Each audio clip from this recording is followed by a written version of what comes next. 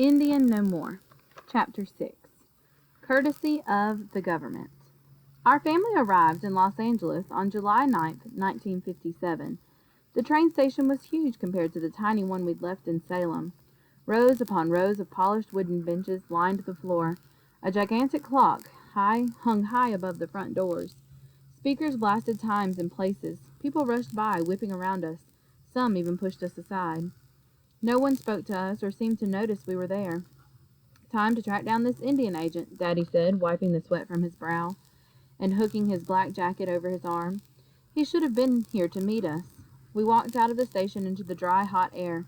This didn't feel like home at all.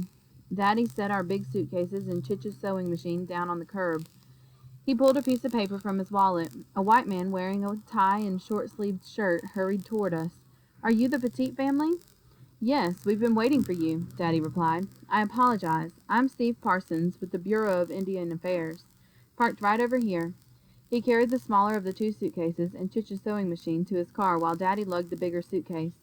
After Mr. Parsons set our things by the trunk and opened the passenger side back door, Mama, Chitch, Pee-wee, and I climbed into the back seat. Daddy loaded in our bags and slid into the front seat next to the agent. As we headed away from the station, Pee-wee and I craned our necks to see out of the front and side windows. "What's that?" I asked, as what looked like a large metal box slid to a stop ahead of us. "That's a streetcar. It's like a little train in the city that moves people around," Mr. Parsons replied. "Wow, a streetcar, so many buildings, so many people. Everywhere I looked was filled with something or someone." Soon we moved out of taller buildings to an area with diners, shops, and little houses. "Hey, how about we stop at our Chinese restaurant I see up there on the right? Grab some dinner to go. You girls have to try it. I haven't had any since I was in the Navy," said Daddy.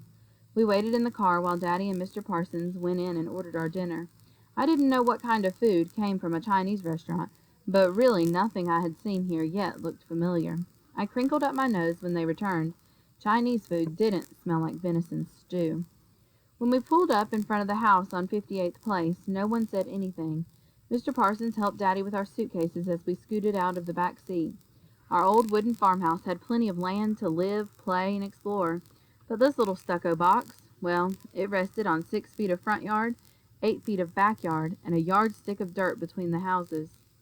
"These houses are so close together you can taste your neighbor's pot roast from your window," Mama said as she walked up the porch steps to the front door. I stared at the surroundings. Busy asphalt streets replaced isolated dirt roads.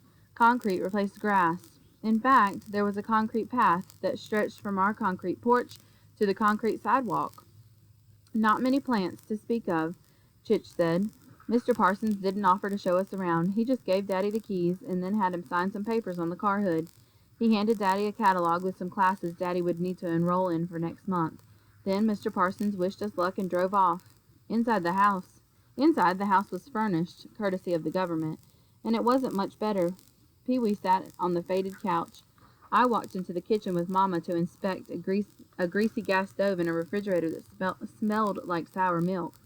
Chitch sat down in one of the rusty mint green chairs that matched the metal kitchen table.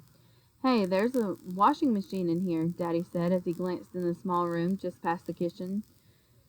He put our suitcases in our rooms, and Pee-wee and I explored the rest of the house. There were 2 twin beds in one bedroom and one bigger bed in the other with a bathroom in between. Daddy plopped down the sacks full of white paper cartons from the Chinese restaurant. Sweet and sour shrimp, chow mein, egg rolls, fried and white rice, and 5 cans of pop covered the table. "Not crazy about chow mein tonight, girls?" Daddy asked as Pee-wee and I looked at the food we'd never seen before. We decided to try some white rice and a piece of shrimp without the sauce. "Come on, Kate, isn't this great? Look, we have a gas stove now instead of an old wood stove." Mama wouldn't respond. Daddy tried again to be positive. "Trust me," he said, taking her hand. "It will all work out. Next month I'll be in the electronics school. I'll have a great job by December." Mama jumped out of her chair. "You think this is great? We left our home to live in this dump?" Her lips quivered. Tears formed in her eyes. "Don't cry, Mama," Pee-wee said, patting her hand. "It's not that bad." Mama sat back down and touched Pee-wee's hair. Daddy stood up, folding his arms across his puffed-up chest and then stretching them out wide, smiling. "Coming here makes us Americans," he said, imitating Burt Lancaster in the Apache movie. he and Cousin Harlan had seen when they worked up on that hill near Portland, up at that mill near Portland. Soon we be white people, living in good house, working good job, getting good life. His gray eyes twinkled. Indian no more. He pulled Mama to him. Come, woman, give me a smooch. Mama struggled hard not to smile. John, stop it. The girls are here, she said. Pee-wee and I laughed and immediately came to her rescue, tugging her away from Daddy's grip. Chich kept quiet as she cleared the table, cleaned off the dishes, and put them away in the cupboard. I'm going to bed now, she said. Good night. That night, sharing one of the twin beds with Pee-wee, I listened to the sounds in our new home. I heard every car that drove by, every breath from Mama and Daddy in the next room, but Chich's muffled sobs from the other twin bed made my eyes wet. I prayed to Saxatai that Daddy would take us home, that he would come to his senses, as Chich said, and see we didn't belong here. But that did not happen.